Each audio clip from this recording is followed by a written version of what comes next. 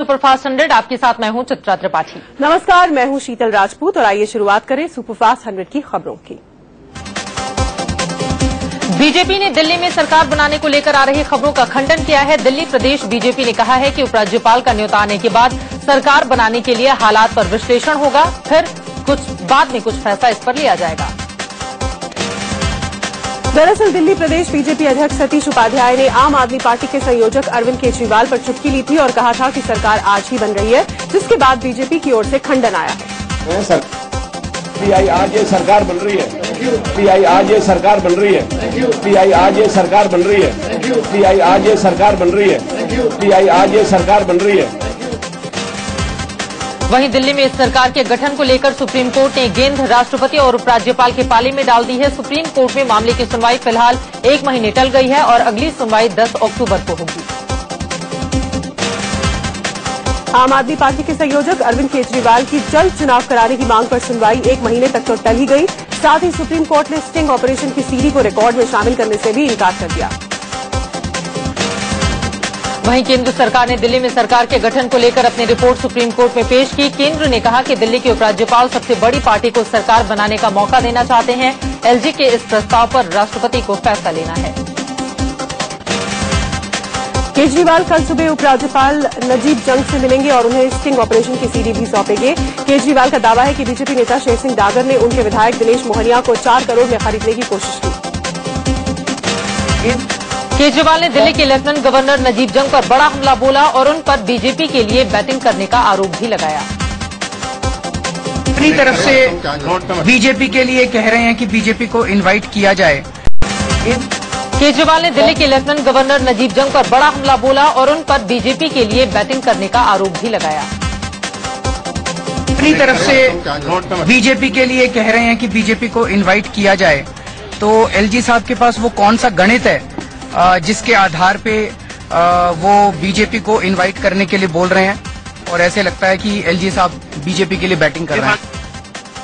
केजरीवाल ने कहा कि बीजेपी विधायकों की खरीद फरोख्त में बीजेपी लगी हुई है, विधायकों की खरीद फरोख्त में, और बेईमानी से सरकार बनाने की कोशिश हो रही है और ऐसे में उपराज्यपाल को नई रिपोर्ट बनाकर राष्ट्रपति को भेजनी चाहिए। केजरीवाल ने राष्ट्रपति प्रणब मुखर्जी से गुजारिश की है कि उपराज्यपाल के उस प्रस्ताव को वो खारिज कर दें जिसमें बीजेपी को सरकार बनाने के लिए न्योता देने की बात कही गई है। जी को भी सीडी की कॉपी भेज रहे हैं। राष्ट्रपति जी से भी निवेदन करेंगे कि वो बीजेपी को सरकार बनाने के न्योते का जो एलजी साहब ने प्रस्ताव रखा है उसको खारिज कर दें।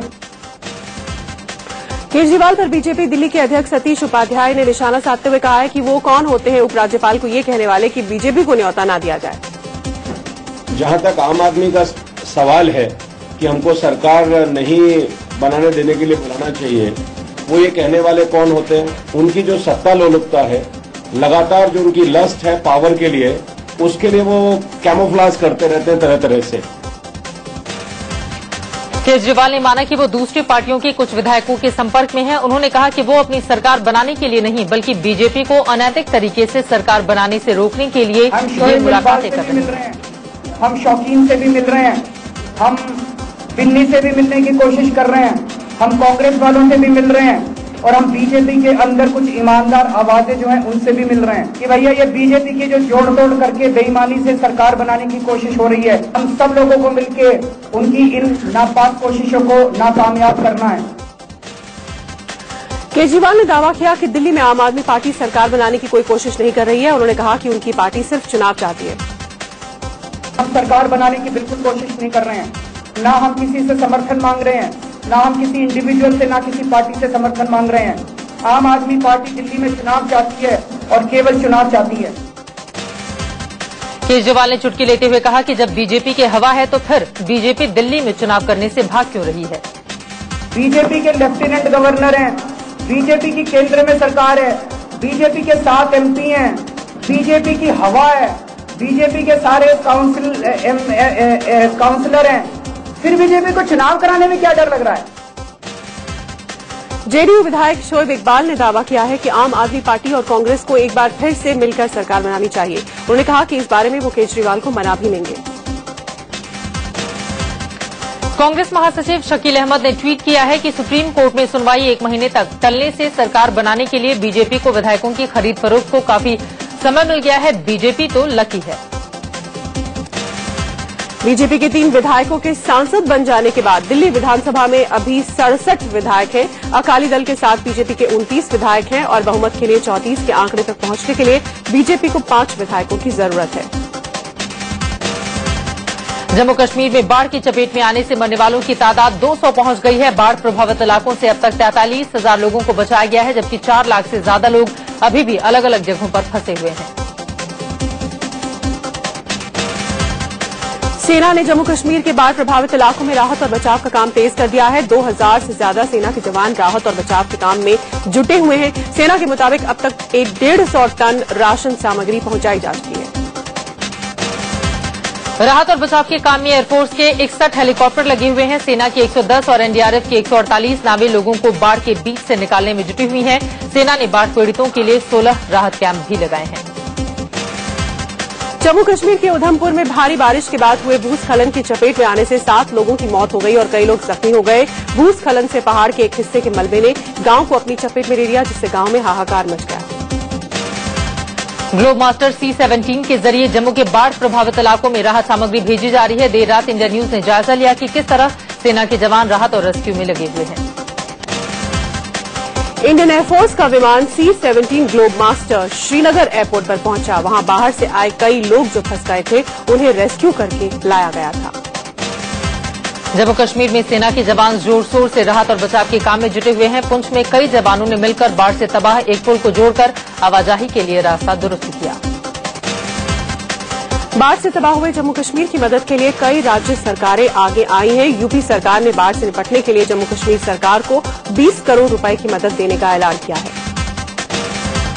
वहीं उत्तराखंड सरकार भी जम्मू कश्मीर की मदद के लिए आगे आई है। सीएम हरीश रावत ने जम्मू कश्मीर सरकार को 10 करोड़ रुपए की मदद का ऐलान किया है। बिहार के सीएम जीतन राम मांझी ने भी जम्मू कश्मीर के लिए मदद का ऐलान किया है। उन्होंने बाढ़ से निपटने के लिए 10 करोड़ रुपए देने की घोषणा की। वहीं गुजरात सरकार ने भी बाढ़ पीड़ितों की मदद का ऐलान किया है। बाढ़ पीड़ितों के लिए 1 लाख खाने के पैकेट और हालात से निपटने के लिए जम्मू कश्मीर सरकार को 5 करोड़ रुपए दिए गए। हरियाणा के सीएम भूपेंद्र सिंह हुड्डा ने बाढ़ पीड़ितों के लिए 50,000 कंबल भिजवाने का आदेश किया। उन्होंने कहा कि हरियाणा सरकार जम्मू कश्मीर सरकार की हर संभव मदद करेगी। गुजरात के खेड़ा के 70 से ज्यादा लोग श्रीनगर और आसपास के इलाकों में बाढ़ से घिरे हुए हैं। उनके गांव में परिजनों को अपनों की फिक्र हो रही है। खेड़ा के इन लोगों ने प्रशासन से उन्हें बचाने की गुहार लगाई है। मध्य प्रदेश के अलीराजपुर में स्टेट हाईवे पर पुल का एक हिस्सा टूटने से गाड़ियों की आवाजाही ठप हो गई। भारी बारिश के बाद हुए भूस्खलन से पुल का हिस्सा टूट गया। पुल टूटने से हाईवे पर लंबा चौड़ा जाम लग गया। सैकड़ों गाड़ियां सड़क पर फंस गई, जिससे मुसाफिरों को परेशानी का सामना करना पड़ा है। इलाके के लोगों की आवाजाही भी मुश्किल हो गई है। मध्य प्रदेश के बुरहानपुर में तेज बारिश की वजह से कई जर्जर मकानों की छत गिर गए। एक तरफ जहां स्वास्थ्य विभाग के हॉस्टल की छत गिरी, तो वहीं नगर निगम की 2 दुकानों की भी छत गिर गई। गनीमत रही कि इन हादसों में कोई हताहत नहीं हुआ। बिहार की राजधानी पटना में बाढ़ पीड़ितों की सलामती के लिए लोगों ने यज्ञ हवन का आयोजन किया। हवन पूजन के जरिए लोगों ने जम्मू कश्मीर और देश के कई इलाकों में बाढ़ प्रभावितों के लिए जल्द बेहतरी की दुआ मांगी। जम्मू के रियासी इलाके में बिजली समस्या को लेकर प्रदर्शन कर रहे प्रदर्शनकारियों और पुलिस वालों के बीच जोरदार झड़प हो गई। प्रदर्शनकारियों ने पुलिस पर पथराव शुरू कर दिया, जिसमें कई पुलिस वाले जख्मी हो गए। दिल्ली में एनएसयूआई की महिला कार्यकर्ताओं ने रेल मंत्री सदानंद गौड़ा के बेटे पर कार्रवाई की मांग को लेकर जोरदार प्रदर्शन किया। केंद्रीय मंत्री स्मृति ईरानी के घर के बाहर काफी देर तक महिलाओं का प्रदर्शन जारी रहा। दिल्ली के विष्णु गार्डन इलाके में टीवी में हुए धमाके के बाद पूरे घर में भीषण आग लग गई। देखते ही देखते पूरा घर आग की लपटों से घिर गया और लाखों का सामान जलकर खाक हो गया। बताया जा रहा है टीवी ऑन होते ही ब्लास्ट हो गया। धमाका इतना तेज था कि घर वाले भाग खड़े हुए। धमाके के तुरंत बाद ही टीवी में आग लग गई और देखते ही देखते आग पूरी बिल्डिंग में फैल गई। बिहार के छपरा में बच्चा चोरी के आरोप में एक अधेड़ की जमकर पिटाई कर दी गई। लोगों ने पेड़ से बांधकर इसे पीटा। पता चला है कि ये शख्स एक बच्ची को लेकर भाग रहा था, तभी लोगों ने इसे धर दबोचा। बच्चा चोरी के इस आरोपी पर हर किसी ने हाथ साफ किया। सूचना पाकर मौके पर पहुंची पुलिस ने बड़ी मशक्कत के बाद आरोपी को भीड़ के चंगुल से बचाया। पुलिस ने आरोपी को हिरासत में ले लिया है। महंगाई की मार झेल रही जनता के लिए जल्द राहत की खबर आ सकती है। पेट्रोल और डीजल के दाम कम होने के संकेत मिल रहे हैं। 15 सितंबर से डीजल 50 पैसे और पेट्रोल 1 रुपया लीटर सस्ता हो सकता है। फिलहाल डीजल के दाम हर महीने 50 पैसे के हिसाब से बढ़ रहे हैं। सूत्रों के मुताबिक अंतर्राष्ट्रीय बाजार में कच्चे तेल की कीमतें कम होने से केंद्र सरकार 7 साल में पहली बार डीजल के दाम कम करने की सोच रही है। 1 रुपए की कमी होने पर दिल्ली में पेट्रोल 68 रुपए 51 पैसे प्रति लीटर से घटकर 67 रुपए 51 पैसे प्रति लीटर हो जाएगा। मुंबई में पेट्रोल 75 रुपए 41 पैसे प्रति लीटर, कोलकाता में 75 रुपए 14 पैसे और चेन्नई में 70 रुपए 55 पैसे प्रति लीटर हो जाएगा।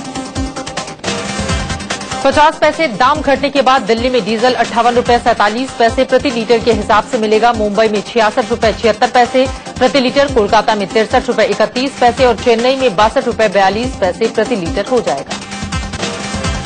दिल्ली में ई रिक्शा चालकों को एक बार फिर झटका लगा है। दिल्ली हाईकोर्ट ने ई रिक्शा चालकों को कोई राहत नहीं दी है और रोक को बरकरार रखा है। दिल्ली हाईकोर्ट ने कहा कि सरकार का काम है कि वो ई रिक्शा को लेकर नियम कानून तैयार करें, उसके बाद ही ई रिक्शा को चलाने पर फैसला लिया जा सकता है। अवैध करार दिए गए कोल ब्लॉक आवंटन को रद्द करने पर केंद्र सरकार सहमत है। इस बारे में सुप्रीम कोर्ट में केंद्र ने अपना पक्ष रखा और कहा कि कोल ब्लॉक को अवैध घोषित किया गया है, उन्हें रद्द किया जा सकता है। हालांकि केंद्र सरकार ने ये जरूर कहा कि जिन कोल ब्लॉक में काम शुरू हो गया है या शुरू होने वाला है उसे बख्शा जा सकता है। ऐसे 46 कोल ब्लॉक के बारे में केंद्र ने सुप्रीम कोर्ट को बताया है जो ऑपरेशनल है। दरअसल कोल ब्लॉक आवंटन पर पिछले दिनों सुप्रीम कोर्ट ने कड़ी टिप्पणी की थी और 1993 से अब तक हुए आवंटन को अवैध करार दिया था। सुप्रीम कोर्ट ने ये पूछा था कि आखिर इन सभी कोल ब्लॉक आवंटन को रद्द क्यों न किया जाए। सुप्रीम कोर्ट ने सीबीआई डायरेक्टर रंजीत सिन्हा को फिर झटका दिया है। कोयला घोटाले के आरोपियों से मिलने के मामले में उन्हें नोटिस जारी करते हुए 10 दिनों में जवाब मांगा गया है। मामले की अगली सुनवाई 19 सितंबर को होगी। दरअसल वरिष्ठ वकील प्रशांत भूषण ने इल्जाम लगाया था कि सीबीआई डायरेक्टर अपने घर में कोयला घोटाले 2G घोटाले के आरोपियों से मिलते रहे हैं। इस बारे में उन्होंने सीबीआई डायरेक्टर के घर की विजिटर डायरी भी सुप्रीम कोर्ट में सौंपी थी। पीएम नरेंद्र मोदी के संसदीय क्षेत्र वाराणसी के विकास के लिए ब्लूप्रिंट बनकर तैयार है। भारत सरकार के 6 से 7 मंत्रालयों ने मिलकर ब्लूप्रिंट तैयार किया है, जिसकी निगरानी खुद प्रधानमंत्री कर रहे हैं। मोदी सरकार ने जो ब्लूप्रिंट तैयार किया है उसके मुताबिक वाराणसी को मॉडर्न लुक देने के साथ साथ ऐतिहासिक धरोहरों को भी आधुनिक रूप दिया जाएगा। वाराणसी की पहचान कालीन और साड़ी उद्योग को भी विकसित किया जाएगा। वाराणसी के रेलवे स्टेशन को हाईटेक बनाया जाएगा और जहां हर तरह की सुविधाएं मौजूद होंगी। गंगा नदी के घाटों की सफाई और रखरखाव का जिम्मा निजी कंपनियों को दिया जाएगा। काशी का विकास पीपीपी मॉडल पर होगा। ब्लूप्रिंट के मुताबिक वाराणसी में पानी, बिजली और स्वास्थ्य का बेहतर इंतजाम होगा। वर्ल्ड क्लास ट्रांसपोर्ट सिस्टम तैयार किया जाएगा, जिसके तहत हाईवे के साथ 5 रिंग रोड बनेंगे। शहर में अतिक्रमण हटाकर सभी सड़कें चौड़ी की जाएंगी। गाजियाबाद में आम आदमी पार्टी के नेता कुमार विश्वास पर फर्जीवाड़े का आरोप लगा है। आरोप है कुमार विश्वास ने पासपोर्ट रिन्यू कराने के लिए फर्जी दस्तावेजों का इस्तेमाल किया। कुमार विश्वास पर आरोप है कि उन्होंने पासपोर्ट रिन्यूअल के लिए उस कॉलेज के प्रिंसिपल के फर्जी साइन और मोहर का इस्तेमाल किया जिसमें वो बतौर हिंदी लेक्चरर पढ़ाते हैं। प्रधानमंत्री नरेंद्र मोदी 29-30 सितंबर को व्हाइट हाउस में अमेरिका के राष्ट्रपति बराक ओबामा से मुलाकात करेंगे। व्हाइट हाउस के प्रेस सेक्रेटरी के मुताबिक दोनों राष्ट्र प्रमुखों के बीच आर्थिक और कूटनीतिक मामलों पर बातचीत होगी। पीएम बनने के बाद नरेंद्र मोदी का ये पहला अमेरिका का दौरा होगा। गुजरात दंगे के बाद अमेरिका ने 2005 में मोदी को वीजा देने से इनकार कर दिया था। यूपी में बिजली किल्लत के लिए मुख्यमंत्री अखिलेश यादव ने केंद्र से कोयला नहीं मिलने को जिम्मेदार बताया है। सीएम ने पावर यूनिट्स को कोयला मुहैया कराने के लिए केंद्र सरकार को चिट्ठी भी लिखी है। उत्तर प्रदेश के 13 जिलों में केंद्र सरकार मनरेगा योजना बंद कर सकती है। यूपी के जिन 13 जिलों में मनरेगा योजना बंद करने का प्रस्ताव है उसमें पीएम नरेंद्र मोदी का संसदीय क्षेत्र वाराणसी भी है। बिहार के मुख्यमंत्री जीतन राम मांझी ने कहा है कि उनका सीएम बनना महज एक इत्तेफाक है।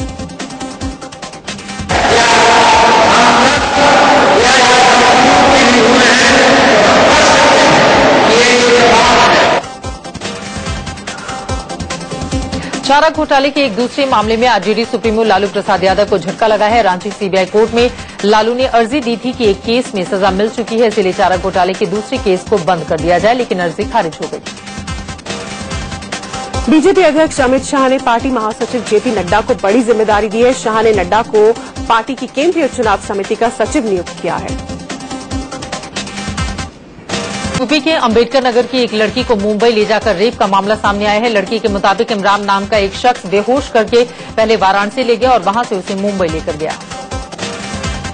पीड़ित लड़की ने आरोप लगाया कि फर्जी तरीके से उसका निकाह भी कराया गया। किसी तरह वो उनके चंगुल से निकलकर भागी और अपने घर पहुंची। एमपी के जबलपुर से धोखा देकर शादी करने और फिर लड़की को छोड़ने का मामला सामने आया है। प्रियंका नाम की लड़की का आरोप है कि आसिफ नाम के लड़के ने नाम बदलकर उससे शादी की। प्रियंका का आरोप है कि आसिफ के घरवाले धर्म परिवर्तन करने पर उसे बहू बनाने को तैयार हैं। रांची के चर्चित तारा शाहदेव लव जिहाद केस में झारखंड हाईकोर्ट ने ईडी, सीबीआई और एनआईए को नोटिस भेजा है। उधर रांची सीजेएम कोर्ट ने रंजीत कोहली उर्फ रकीबुल हसन को 1 दिन की पुलिस रिमांड में भेज दिया है। बिहार के सीतामढ़ी में एक महिला ने गांव के ही कुछ दबंगों पर जबरन धर्म परिवर्तन के लिए दबाव डालने का आरोप लगाया। सेक्स रैकेट में एक और हीरोइन के शामिल होने का मामला सामने आया है। दिल्ली में एक लड़की ने बहादुरी दिखाकर अपने पिता को किडनैप होने से बचा लिया। कुछ बदमाशों ने घर पर हमला बोलकर पिता को अगवा करने की कोशिश की थी। लड़की का शोर सुनकर आसपास के लोग बाहर आ गए। मौके से गुजर रही पुलिस की गाड़ी भी वहां पहुंच गई। दिल्ली में फिर एक नॉर्थ ईस्ट की लड़की से दरिंदगी का मामला सामने आया है। पुलिस मामले की जांच कर रही है। मेरठ के लाल कुर्ती इलाके में बाइक सवार बदमाशों ने एक शख्स की गोली मारकर हत्या कर दी। हरियाणा के फरीदाबाद में एक युवक की चाकू गूंथकर हत्या कर दी गई। यूपी के फैजाबाद में जमीन विवाद की वजह से एक लड़की को जिंदा जलाकर मार डालने का मामला सामने आया है। यूपी के शाहजहांपुर में बीबीए के छात्र की गोली लगने से संदिग्ध हालत में मौत हो गई। मेरठ में आबकारी विभाग के एक सिपाही को चोरी की गाड़ियां बेचने के आरोप में गिरफ्तार किया गया। असम के कामरूप जिले में एक छात्रा की अपहरण की कोशिश को लेकर जमकर हंगामा हुआ। विश्व विख्यात शहनाई वादक और भारत रत्न से सम्मानित उस्ताद बिस्मिल्लाह खां की संपत्ति को लेकर उनके परिवार में विवाद शुरू हो गया है। दरअसल परिवार के कुछ सदस्य बिस्मिल्लाह खान के पुश्तैनी घर को नए तरीके से बनाना चाहते हैं, तो कुछ इसे राष्ट्रीय धरोहर संपत्ति घोषित करने की मांग कर रहे हैं। छत्तीसगढ़ की राजधानी रायपुर के एक अस्पताल की लापरवाही सामने आई है। एक महिला अंबेडकर नगर अस्पताल की एमआरआई मशीन में फंसी रह गई, जिससे उसके सर में चोटें आई।